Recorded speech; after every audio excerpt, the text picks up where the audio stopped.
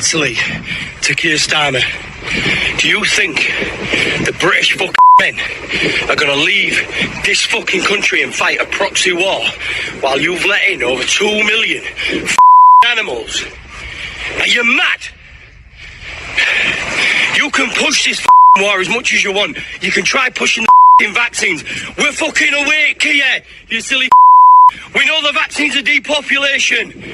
We know the wars is just to depopulate and kill people, and you to earn more money. Do you think we're dopey? After Christmas, I can promise you this: massive protest in London, massive, and it's going to go on for days.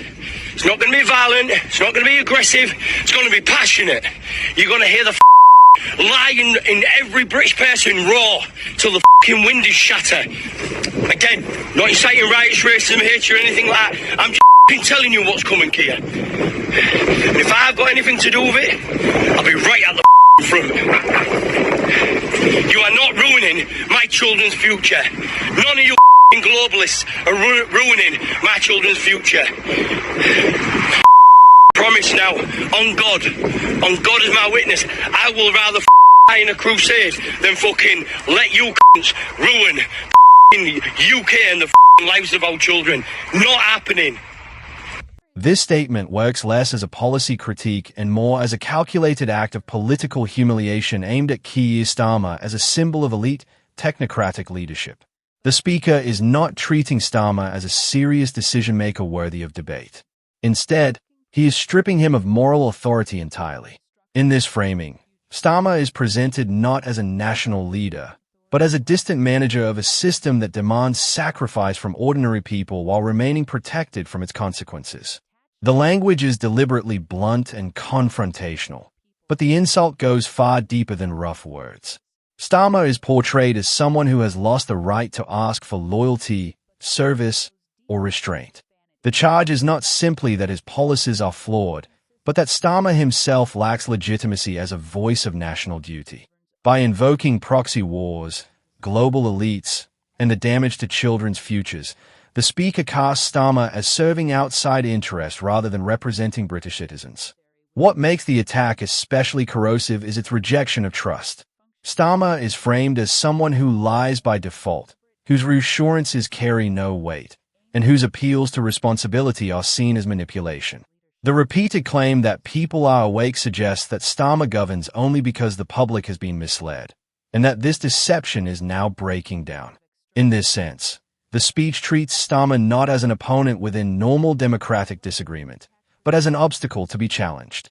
The threat of mass protest, even when clearly described as non-violent, reinforces this message.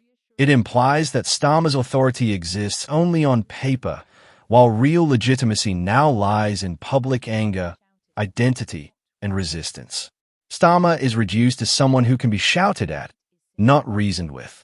Ultimately, the most damaging element is symbolic. Starmer is portrayed as incapable of inspiring sacrifice because he is seen as lacking authenticity, courage, and any real connection to ordinary life.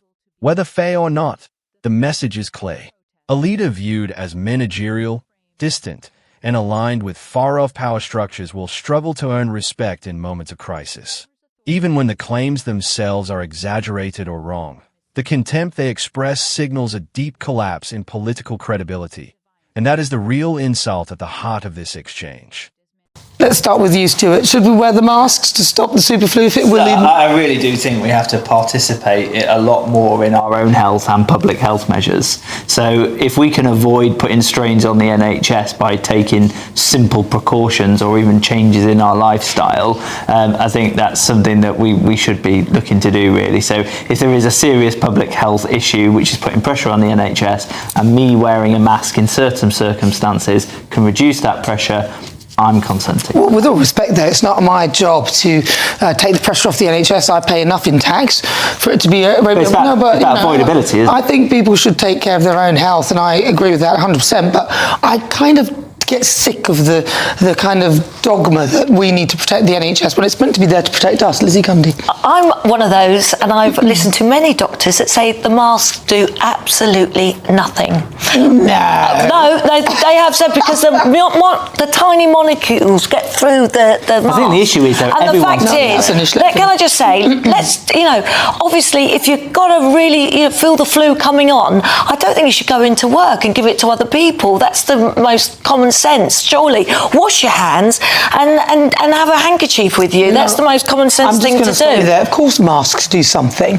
I don't think it's the mask that doesn't work, it's the way we're using the mask that doesn't work. So the mask itself, like if I'm going to sneeze, Lizzie, should I just go at you? No, you cover your hand. If I cover my hand, and is that not stopping the thing from getting to you? So by that way, even if it goes out the sides or wherever, the mask is stopping me from spraying all my phlegm onto you. That would be very nice, thank you very much. So if you're saying that they don't work, then I should just openly sneeze. But the fact is, let's remember the terrible time of COVID and the pandemic. People wear the mask and they wouldn't have it on properly. Some would be wearing under the chin, down here. You don't wear a mask in your car, and now, next thing, it will be the old lockdowns. And remember, Keir Starmer wanted to lock us down for even longer. Well, just wash your hands, take a handkerchief, and if you feel ill, don't go out. When I was at the BBC, we had these little things, and you could put them in your pocket, and it would beep beep if you were too close to somebody. They'd beep beep to say, move back. Yeah, and don't forget to put your feet on those squares. Do you remember in the queue? Sorry. I don't know. I think there's maybe some workplaces where people might still want that, There might be, maybe. Yeah, but what about, I mean, we have to, when we look back at what happened through that pandemic, I remember sitting on a bench and this guy shouting at me, going, get off that bench. Like, why?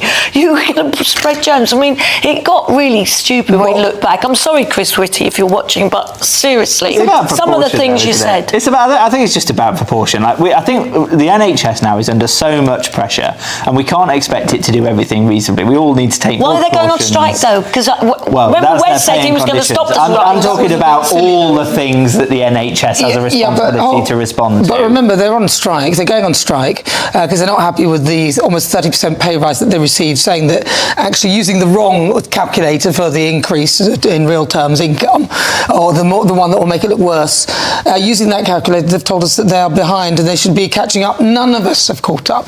Everybody's behind. They're just joining the club of normal people who don't have the privilege of having their pay going up in line with inflation. Well, Health Secretary obviously announced today that they weren't going to be going ahead in the same manner that they were expected to do, partly because of the contributing element of this pressure that they feel, and I think as you outline, they've had a very generous pay increase that brings them so in line. why are they even thinking of and there's striking? already things built into the budget in order to make that happen, further fairness. So I think there's a proportionate element there, and the NHS is a public service. It doesn't operate like a private healthcare system, so we just can't afford to do that all the time. Well, yeah, exactly. We're paying for it, so I think perhaps there's a conversation as to what we want from our NHS and how much we're prepared to put into it and what we want it to do.